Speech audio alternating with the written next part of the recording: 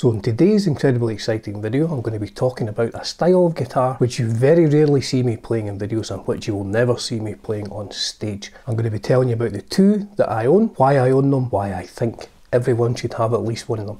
Oh, and I'll maybe tell you the one thing that I always change on them, just to make it easier for me as a guitar player. Hope you enjoy the video.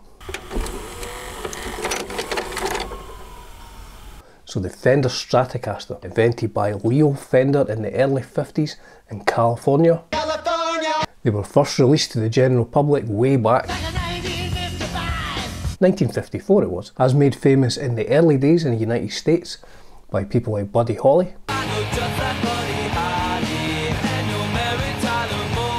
And in the UK by people like Hank Marvin. So into the 60s, I guess, overdrive, distortion took over and the Strat took on a whole new voice.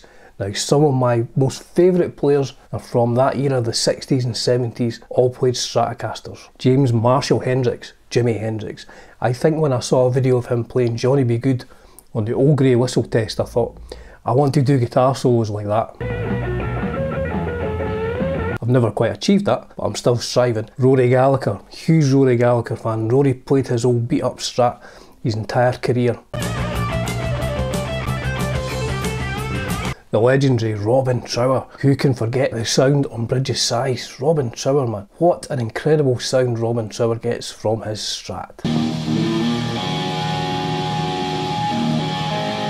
Jeff Beck, one of the greatest guitar players of all time without a shadow of a doubt. Jeff Beck. Although he played Les Pauls earlier in his career, he's famous more latterly for using the Strat and the sounds you could get from his Strat as well.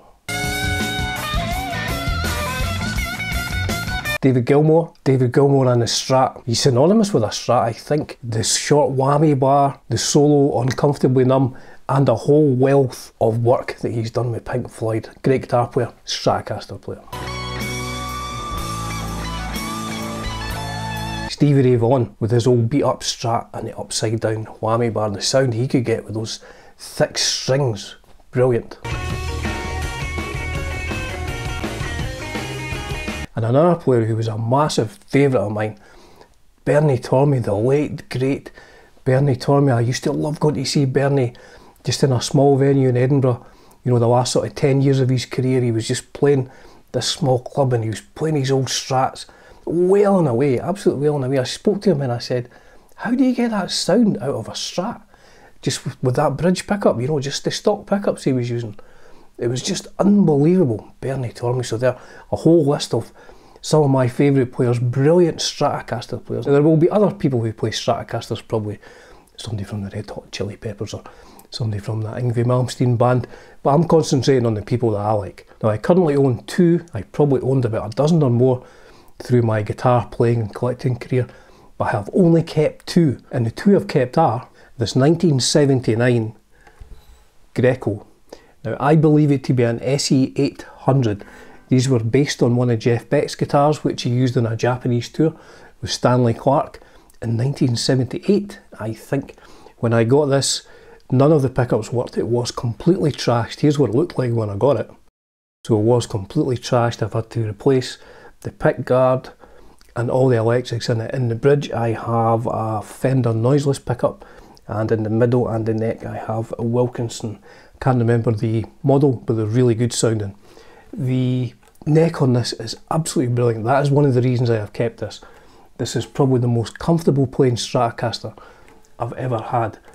I'm usually a Les Paul type of player and I prefer bigger necks. This has got a beefy neck on it for a Strat.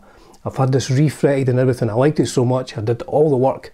I didn't do it myself. I got my guitar tech to do all the work in this just to make it playable, and it plays absolutely brilliant and it sounds good with these pickups. So that is guitar number one. Guitar number two, the other Strat which I've kept for years, is this Fender Japan E-Series Contemporary Stratocaster, which came with 22 frets, one more than your standard Strat, and this System 1 trem, which is completely goose now. It doesn't work. It's actually blocked off. All the parts fell off at some point. So you're probably wondering why, if I like these guitars, why I don't use them much. I guess live, whenever I saw a photograph of myself, I mean I have used them, you know, way back in the 80s. Whenever I saw a photograph of myself playing a Stratocaster, I look uncomfortable. I look like a guy who's out of his depth, who doesn't know what he's doing, who's not quite holding it right. And in videos it's kind of the same thing. I think I look a bit funny holding a Strat. And the final thing is, the bridge pickup, as most Strat players will know, can be very bitey, almost ice picky. I think this is just too bitey for the sound that I want to get playing live. So why do I still have them? It can't just be because they play quite nice. It's the sounds. There's like a unique sound to position 2 and position 4 on a Strat. It's really kind of hard to describe, but if you're digging in with a bit of gain and you're in even the middle or position 4 or even just throwing a neck pickup, you get that Robin Trower thing. It just sounds brilliant. And the other great sound on a Strat, now as I said earlier, the bridge pickup is quite trebly, it's very, very bright. But if you can control that a bit and you get a good clean sound, maybe a bit of reverb, delay and chorus, it's beautiful. It's a beautiful sound. It's a beautiful, pristine, clean sound. So that's the reasons I still have these 2 guitars, just the sounds you can get from them. And I use them when I'm doing recordings. I mean, I don't do them a lot in videos, like I said, but when I'm recording tracks, I always try and put like a Strat track in there, because it just adds a different sound to all the sort of other things that are going on, like my Gibsons and stuff like that. It just adds a bit of clarity, and I think everyone should own a Strat, even just for that purpose. I mean, if you're not going to play it out live, I think owning a Strat just for those specific Strat sounds, which you can put in a mix and just really sort of put a bit of clarity in the mix, I think is what I'm saying. So that's the reason I still own a couple of Strats, and that's the reason I think everyone should own a Strat. So the final part of the video, the proof is in the pudding, as they say, is me doing an extended jam. Now prepare yourself.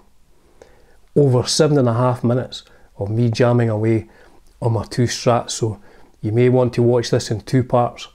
7.5 minutes of me wailing away on a Greco SE800J from 1979 and an E-Series, probably 1986, Fender Japan contemporary Stratocaster. I always disconnect the top control. Now in this case it actually says tone, but that would be the top volume control, because what I find, I'm a strummer, I'm a heavy strummer, and I find when I'm playing a Strat and I'm giving the big strums, I always knocked the volume down a bit. Now the last thing you want in the middle of a rock and roll show is to turn your volume down. That is not required in a rock and roll show, so I always disconnect the volume control here and I leave the middle one as a master volume and the bottom one as a master tone.